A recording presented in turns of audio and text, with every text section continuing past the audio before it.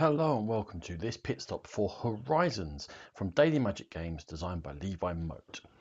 In Horizons, the players are competitively going to be exploring some star systems, laying out planets and building structures to score the most points over the course of the game. You're going to start with a number of stars equal to the number of players in the game. And then on each player's turn, they're going to get to take two actions. They can repeat an action or take a different one. And as they take actions, they can activate allies. So what are the actions? The first thing you can do is you can explore. Now you go into the bag and you draw a planet tile, and they're all two-sided. And they've got two of the 6 different types of planets in the game. You decide which side you want to place, and then you place it down on the playing area. It must go adjacent to a star, and each star can hold a maximum of 6 planets all around it. Once they've been completely filled up, you can still take the action in order for other benefits and to trigger your allies, but you'll never have more planets than that in the game. And when you do that, you also get to gain 1 knowledge, which will equal a point at the end of the game for you. Now, in order to build your structures onto those planets, you must adapt for them. Everyone starts adapted to one type of planet, but by taking the adapt action, you can activate another planet type. And now, let's say I chose desert, I'm now valid to build structures on desert types. And when I take the adapt action, I can also take an ally card.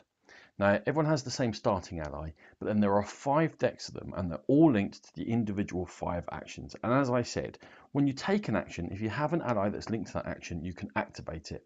The first time you activate it, it's going to flip over.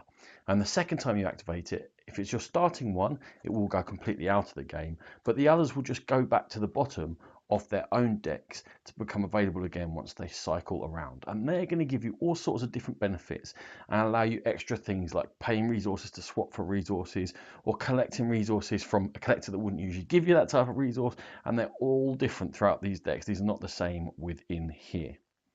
Now, the third action you can take is to build. You can build an energy collector, a metal collector, or a colony. Now, the 2 types of collectors, they've all got different prices according to the planets. And in fact, these player boards are double-sided.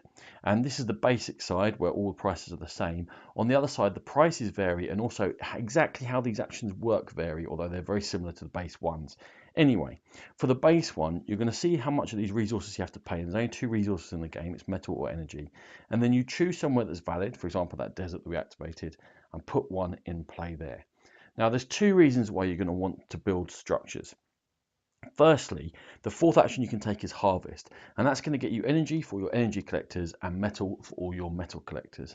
But also, they're going to give you control for endgame scoring around the systems. Now, the last thing you can do is conspire, and when you conspire, you can draw an ally card and a mission card or 2 mission cards. And mission cards are one of the 3 ways you're going to score points in the game. The first way is this knowledge you'll collect during the course of the game. The second, like I say, is the mission cards, and they're going to score you points for things you've done. For example, with loyalty, if I've retained my initial ally here and not used it twice, that will score me 3 points at the end of the game. Or maybe intrepid. Building a colony, this is a colony down here, they're more expensive than the collectors, but they give you more control when we check to see who's got control of star systems.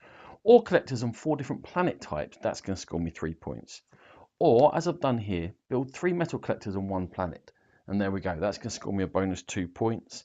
There are also things like when you explore, if you manage to get a star surrounded by 3 volcanic and 3 frozen planets, as we've done here, that will score extra points, or for sharing planets with other people. And in fact, when you build a collector into a planet with someone else there, you're both going to get an instant resource out of that. Or maybe not sharing, you might be xenophobic, and that'll score you points for not sharing more than 2 planets. So you can see the missions are varied, and they're going to guide your strategy somewhat during the game. Now, the third and last way you're going to score points is once someone's played their 6th colony, we're going to add up the control on each of these star systems. Each colony is worth 2 control points, and each collector is worth 1 control point. If any player's got outright control, most control points, they're going to score 6 points at the end game. If it's a tie, then both the players are going to score 3. And if one player has won the majority, we'll then go to minority scoring, in which whoever's got the second most control is going to score 3 points, but if that's shared, then all the people who share it is going to score 1 point. When you add up the points from control, from your mission cards, and also from the knowledge you've collected, whoever scored the most points will be the winner of Horizons.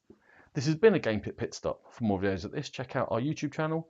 For more in-depth coverage of games, please check out the Game Pit podcast. Thank you.